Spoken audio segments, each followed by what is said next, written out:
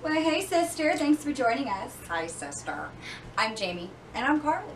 Welcome to SVU Sister Sundays, where we talk about Law & Order SVU episodes. And we compare them to the real-life cases that inspired the writers.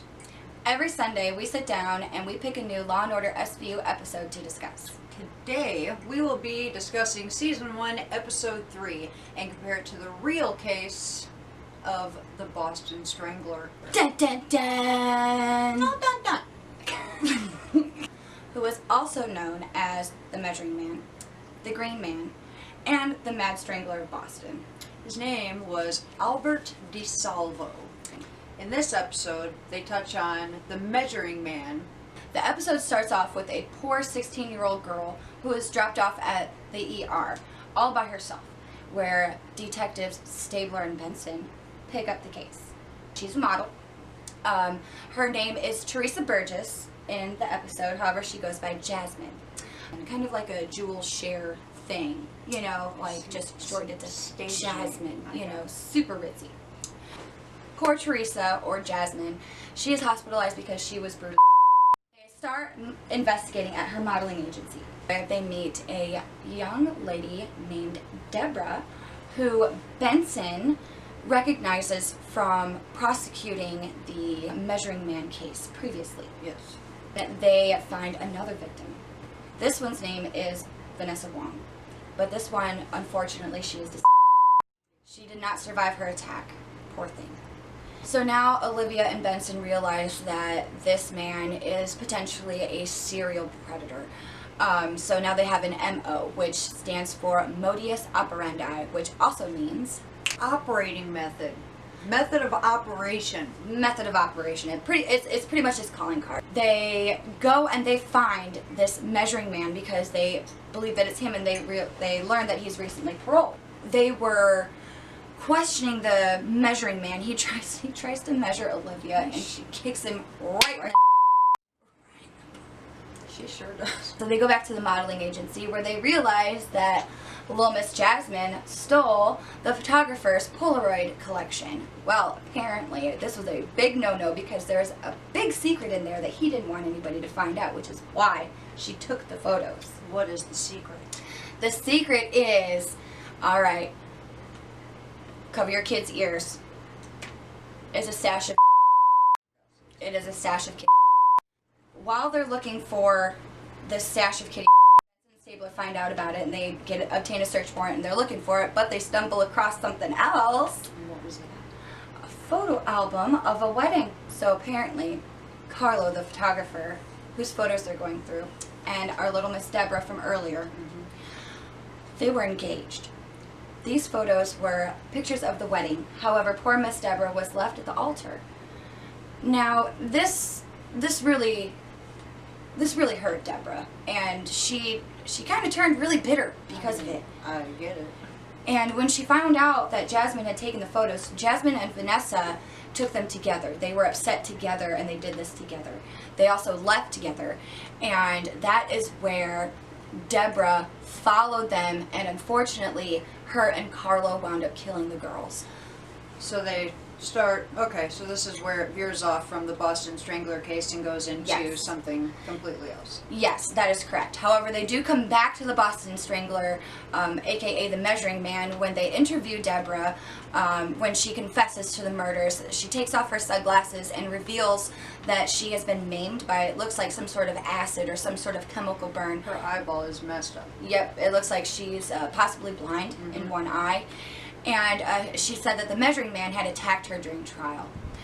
Well, okay, so and Carlo was her accomplice who helped her get rid of the bodies and helped stage the scene, which neither of the girls were actually well, I guess they kind of were. He used a hammer to, again, cover your children's ears to make it look like they were assaulted. Yeah, they found splinters. They did. That's my gross. God. Could you imagine? No, I can't, no. So, we did a little research on the Boston Strangler. Yes, this is the real life story of Albert DeSalvo. Apparently, when he was a child, he had watched his father beat his mother mercilessly. He had beaten every single tooth out of her head. Can you believe that? in front of Albert. That'll mess up a kid, absolutely. I mean, and on top of that, he took every one of her fingers and bent it back one by one and broke every one of them in front of Albert. You know, and because of this, it said that he has some psychological disorders, which we'll touch on that in a minute. So it said that he has claimed 13 victims, ages ranging from 19 all the way up to 85. Now, they could only link his DNA when they did the DNA testing in 2013. They could only link his DNA to one of the victims. Now, it's unclear as to if they tested all the victims or not. I don't even know if all the victims had DNA to be tested in their cases, but we know for sure his youngest victim, 19-year-old, was indeed, he was responsible for her death. What time period was this? He did his killings from June of 1962 until January of 1967 is when he went on his killing spree. However, he was arrested for a string of didn't find out that he in fact was responsible for the murders until quite some time later, once he was put under hypnosis, and where he then remembered doing these murders. And now when I say remember doing these murders, this is also where it kind of gets complicated with the medical issue that he had, something called DID. Now, you are familiar with this disorder. Would you please explain to me a little bit what this is? Dissociative identity disorder, and more commonly known as multiple personality disorder. And it's basically a childhood-based trauma when a kid is too young to protect themselves and endure the trauma that they are being given. Their brain splits off and creates basically an alternate identity that takes over and, you know, defends them for them. Their body basically shuts down, and an alternate personality comes out and handles business at that time, you know.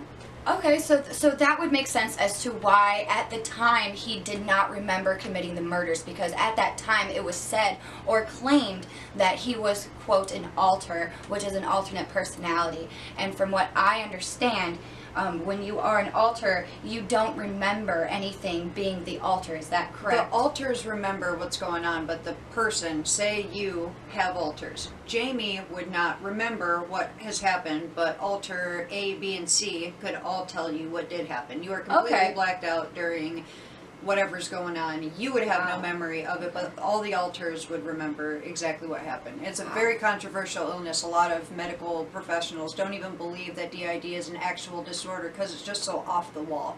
Which also, it didn't fly, because he did try to use an insanity defense and they didn't believe it. However, he did actually escape for a period of time. Him and two of his buddies decided to escape. From prison? From prison. They were gone a total of 3 days, and apparently DeSalvo missed his lawyer so much he gave him a little phone call. Oh, Jesus.